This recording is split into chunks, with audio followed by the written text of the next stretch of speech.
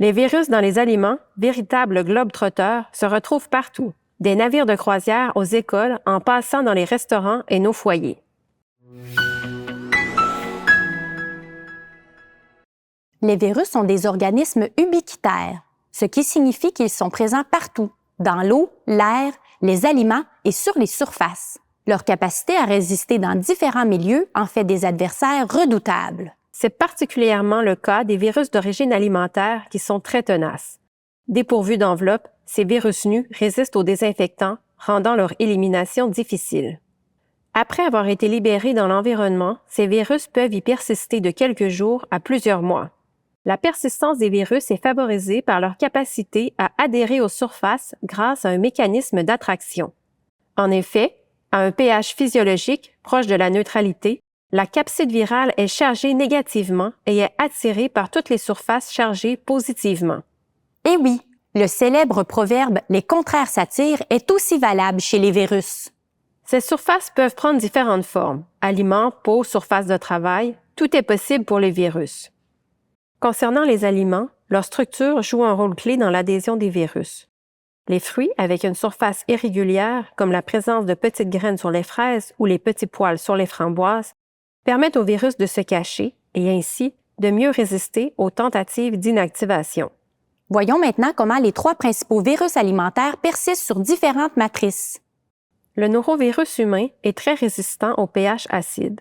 L'acidité de notre estomac ne lui fait donc pas peur du tout. Il passe sans aucun problème l'estomac pour atteindre l'intestin où il ira infecter ses cellules cibles. Étant un virus très capricieux, il est difficile à cultiver en laboratoire.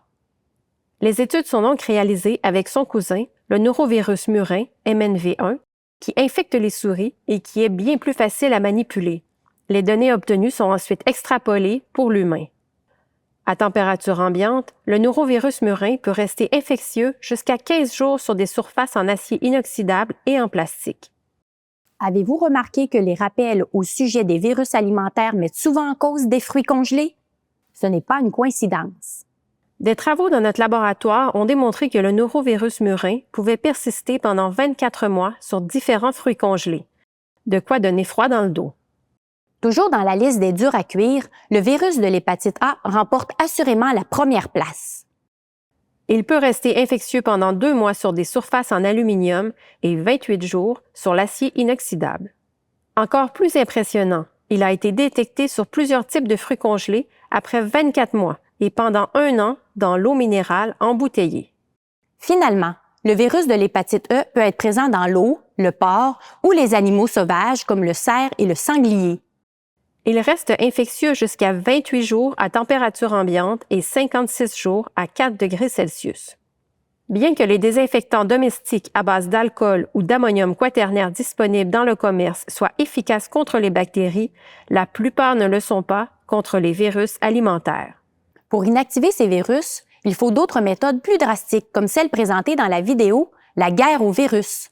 Dans la vie de tous les jours, le rinçage abondant des aliments et le nettoyage régulier des surfaces restent nos meilleurs alliés contre ces durs à cuire. Cette vidéo fait partie d'une série dédiée aux virus responsables des maladies d'origine alimentaire, qui sont au cœur des travaux de recherche que nous réalisons à l'Université Laval. Abonnez-vous à notre chaîne pour découvrir comment ces virus contaminent vos aliments et surtout comment vous protéger.